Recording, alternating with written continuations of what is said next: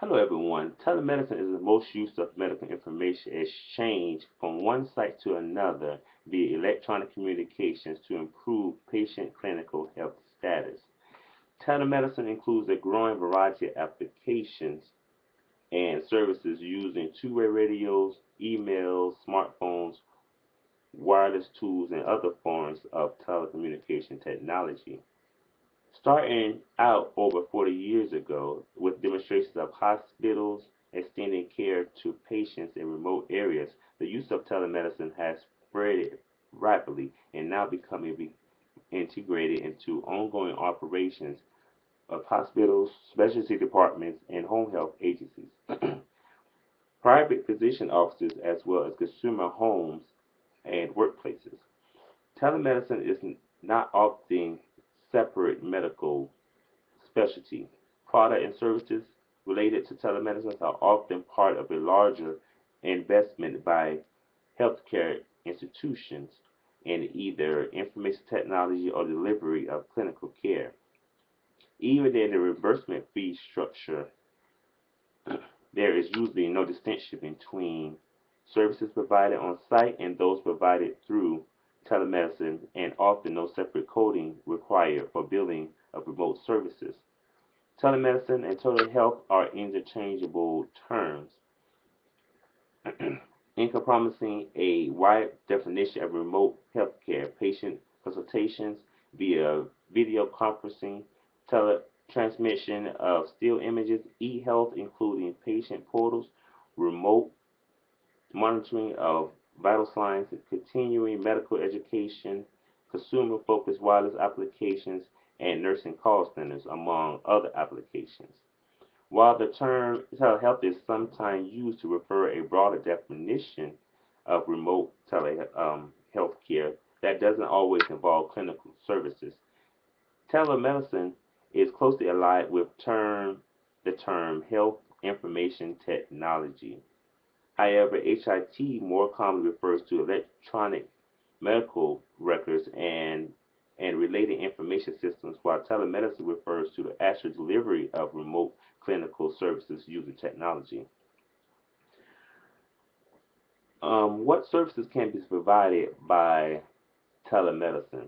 Sometimes telemedicine is best understood in terms of services provided and mechanisms used to provide those services. Here are some examples.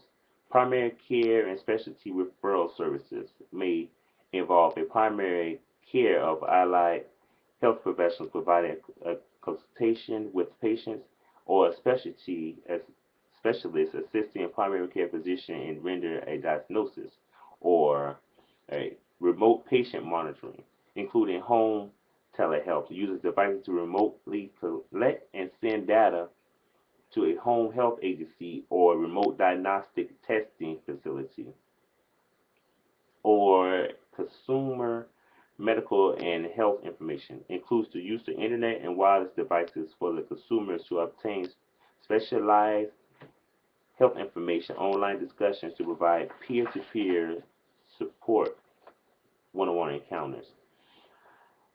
And lastly, medical education provides continuing medical education credits for health professionals and special medical education seminars for target groups and remote locations.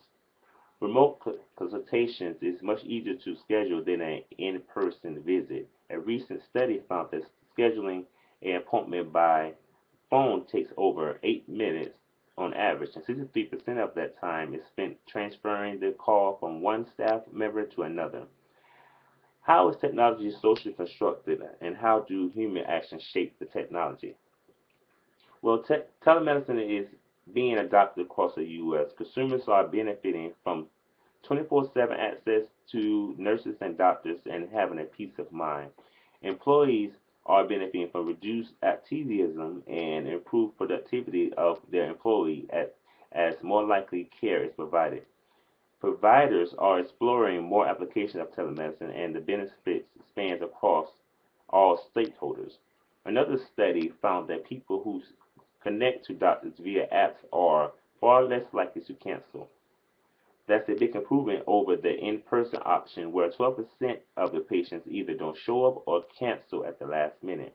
The convenience of telehealth increases the likelihood that people will seek treatment faster, reduce lost time of work, increase business productivity.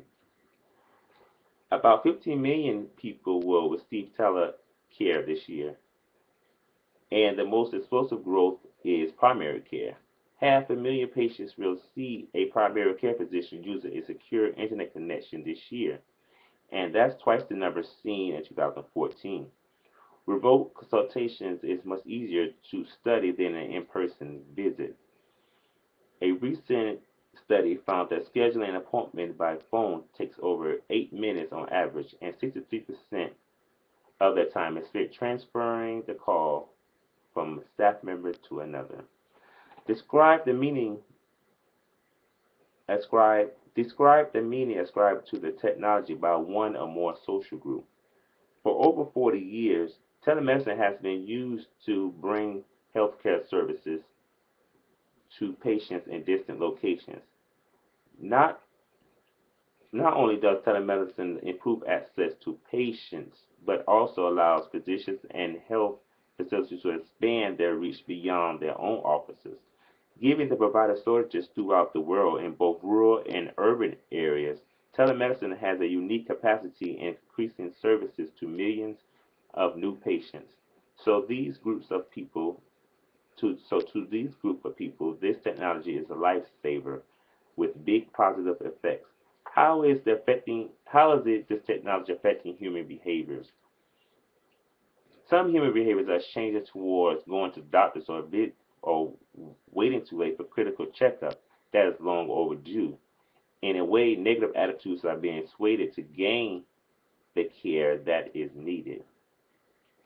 What are some dilemmas? Like any other areas of technology, compliance and privacy and security raises red flags in stakeholders' heads.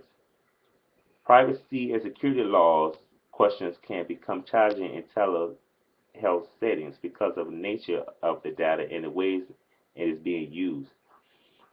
Telehealth is increasingly becoming a vehicle for generating, transmitting, and storing large volumes of electronic health information, and telehealth platforms and delivery models continue to evolve.